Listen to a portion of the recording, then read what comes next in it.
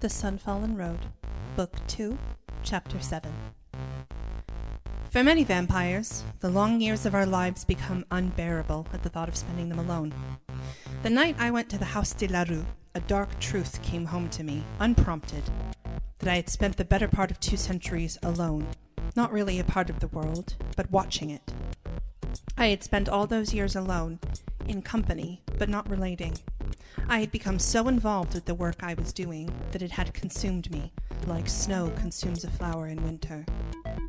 It was a beautiful club, and that didn't surprise me, because the progenitor of House de la Rue was extraordinarily wealthy and a member of the River Clan.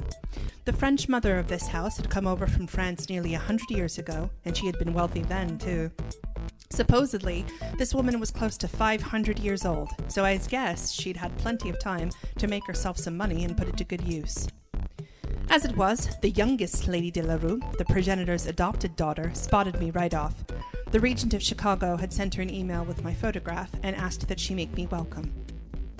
That was another thing that had surprised me in the 20th and 21st centuries, how revolutionized communication had become. I myself owned a great many computers and digital devices. I was fascinated with them.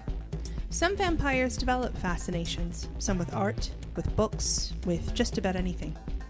My fascination was with machines and software. I spent hours every night mastering all kinds of software and programs. I could have been a professional programmer if I'd wanted, but they usually work during the day. I supposed if I had wanted to do such a thing, the joke would have been on me.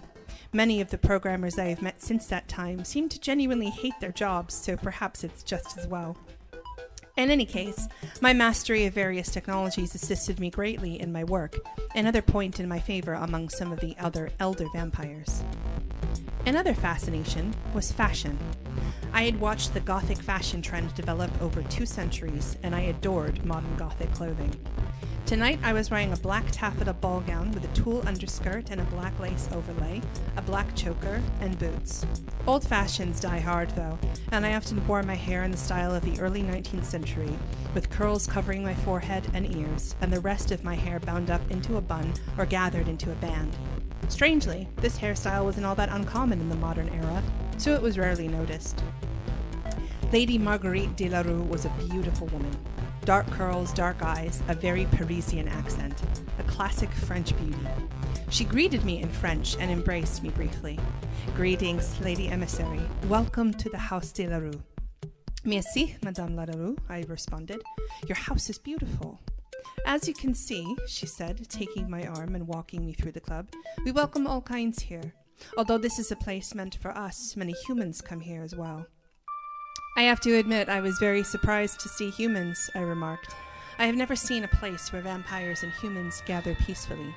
"The humans don't know that they're among monsters, of course," she laughed. "But my rules are very strict, and the vampires who come here know to obey them. Humans within these walls are protected." "That is good," I said, looking towards the bar. There, I saw many vampires and a few humans congregated, but one of them stood out. He was young, barely older than I was when I changed, with long black hair, olive skin, and blue eyes. There was a halo of sadness around him, almost palpable, dark and hazy. I wondered what he was sad about. Lady de la Rue followed my eyes and smiled. "His name is Silver. He comes here often." I nodded and followed the progenitor as she guided me on a tour of the rest of the club before we headed to her office to talk business. "There has been something troubling me for some time," said the Lady de la Rue, drawing a pitcher and glasses from the sideboard in her office and pouring us both a drink. "Although these walls are safe for all, there have been some vampires who come here to stalk the humans as they leave. While yes, they are food, I do not want this place to get a reputation it does not deserve."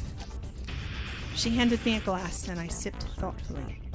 "Do not misunderstand me. I have no particular reverence for humans. I hunt like any other vampire, and I have vassals that serve me at home, much like the regent. But I do not want trouble, and the covenant of secrets must be upheld. Those who come to hunt the humans leaving here endanger the Dark Masque." I was privately amused at her telling me so pointedly that she cared little for humans. I cared about them quite a lot, but I found after a few decades of telling other vampires this, I was usually laughed at, so these days I kept it to myself. I wondered if she was telling the truth, or putting on a facade to seem a more cold and typical vampire. What do you propose? I would ask the court for more security patrolling the streets nearby the club. The court is overwrought with the security needs of this city, I said, sipping from my glass. It might be hard to assign extra security to so small an area to merely protect the club's reputation. She sat back in her chair. I understand, but if the mask is endangered in any way, I do not want to be responsible, and plus, it will endanger us all. She looked at me as she drank from her glass, as though I should consider what she had said very carefully. Have you any names? I asked. Of the vampires stalking the humans? Some descriptions, but no names, she said. Would you like a list? Yes. Marguerite had the speed gift too. She drew a sheet of paper and a pen from her desk, and within seconds had a full page of the descriptions of the vampires she'd spoken of. She handed it to me. I will make sure the Regent is made aware of the problem, and I will give him the list myself, I said.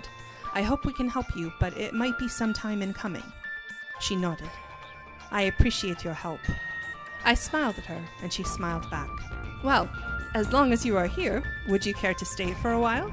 Even diplomats have to have fun once in a while. She chuckled. I would love to, but I can't, I said regretfully. I have a pile of paperwork waiting for me back at the Regent's house, and he'll expect me back eventually. But I will come back soon to visit. It's a fantastic place. I smiled again.